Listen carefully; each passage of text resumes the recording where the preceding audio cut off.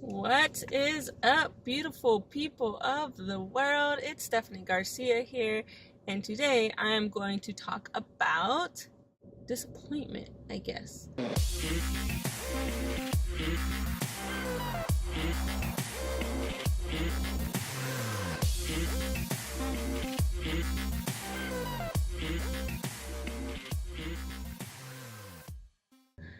And kind of just ramble on a little bit. I feel like I've been more and more inclined to do these like ramble ons.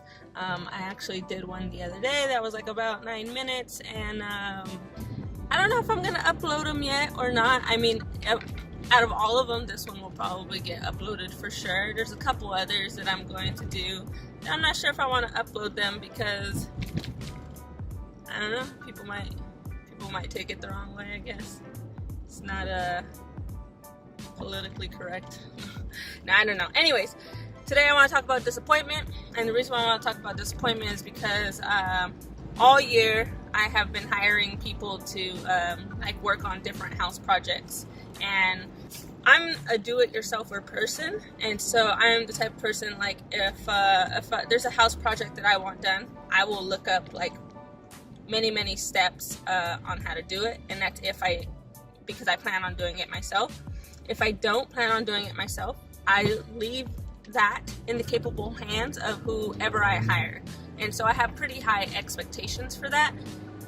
And so I was just curious, so anybody there in the audience who is watching, if you have hired a contractor or a handyman or whatever, do you have a certain expectation? How do you go about hiring them? Do you put the standard on paper right away? Or is there a lot of unspoken language and unspoken gestures? And do you ever end up disappointed with the job? See, because long story short, 2 or 3 times out of this year, I have been disappointed with a job that I had done. And I still paid out. I'm not one of those people who's not going to pay out and be like, oh, screw you screwed up the job. Unless they really royally screw something up. So I still paid out. But I was just curious if how you handle the disappointment. Because me, when I think about the disappointment, I'm just like, well, where did I go wrong? Where did I miss a step? Why am I stuck with this result? And what's worse is when someone thinks it's like their best work, and to you it's like, what? That looks like straight beep. And so that's what gets me, is like, what could I have done better to relay the message of what I expected? And I mean, granted, maybe I'm being too hard on myself. Maybe some people they just do not do good work. They don't care about their product. They don't care about how they deliver. They don't care about getting more customers. And that's something I think about also, and very often, is that maybe the person just doesn't care, and they think it's their best work because they hold themselves to smaller standards or very low standards, or maybe they don't even hold themselves to any standards. And so that brings me to my next point, is like, do you ever find yourself disappointing yourself? And does that have a role in how others can disappoint you? And so I was thinking about it right now on my way home, just thinking about disappointment. And I know there are times when I've set a goal and I don't stay 100% committed. And so then I get disappointed in myself, and I'm like, gosh, I really need more self-discipline. And I think about it for a few seconds, and then I move on because I'm so busy. But this year coming up, I really want to focus on building those areas and knowing what disappoints me and setting my standard higher so that I am not allowing myself to be disappointed. Meaning that if I have done all my homework, or if I have thought about all of the consequences all the way out, then there should be no room for disappointment.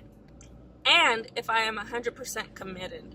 So the thing is let's say with like a house job or something, right? Although most people trust in whoever they hire and they feel like they should be pretty hands off, But unless everything is communicated from the start, then you won't end up being hands-off.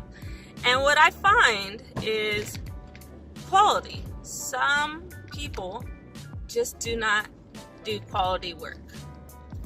They may think it's quality, but to you, it may not be quality. And so the thing is like, if you're gonna have someone do the job, explain to them the quality that you're expecting. And I know it sounds redundant because you would think if they're a professional, they should already know. But I think if it's all out there on the paper from the very beginning, then you will get your quality. And if they don't think that they can deliver that quality, then they should probably walk away from the job. But some will not, and that's when you gotta let your better judgment kick in and really just stick with your gut. So the whole point of this video is to try to eliminate disappointment or mitigate disappointment as much as possible, and knowing that every time you disappoint yourself, I think that, in my opinion, it lowers your standard of like living, kind of like you lower your exception barriers for yourself, because then you start thinking like, well, let's say for the house job, well, it's cheaper and I'm trying to save money, so I'm just gonna go with this guy because this guy is the cheapest option out there.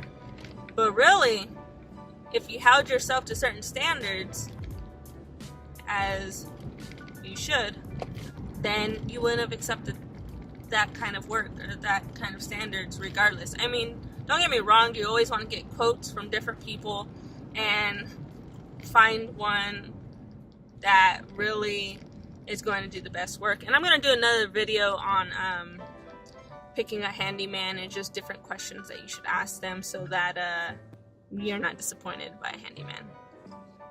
But yeah, how to deal with disappointment. Just plan, always. Think everything out.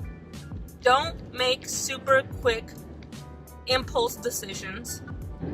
And try to keep feelings and personal life out of it.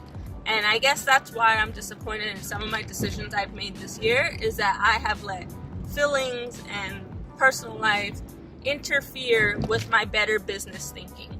And you know, it sucks to talk with people who don't understand business, because then they want to be personal all the time.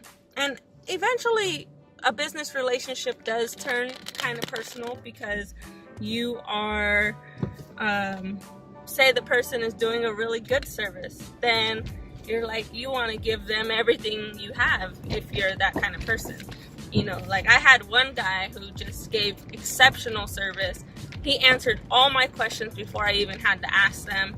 It was like one of the better experiences I've had in a while, and I could totally trust him.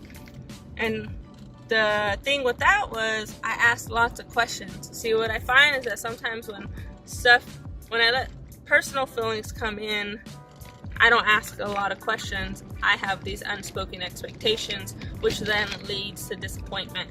And so circling it back around, I need to ask myself these different questions so that I know what my standards are for myself, so that I'm not disappointing myself and I'm staying committed to what I want to do to continuously grow and progress in life. Because what happens at times is when I disappoint myself, or I reflect back on the year, I'm like, man, I should have did this, I could have did this, I should have did this better. And really, if I had been asking myself questions throughout the year, certain ones, or writing things down and being well prepared, then I wouldn't be disappointed. So anyways, that's my ramble on for today. If you're new to my channel, please like and subscribe. I greatly appreciate you listening or watching. You couldn't really see much.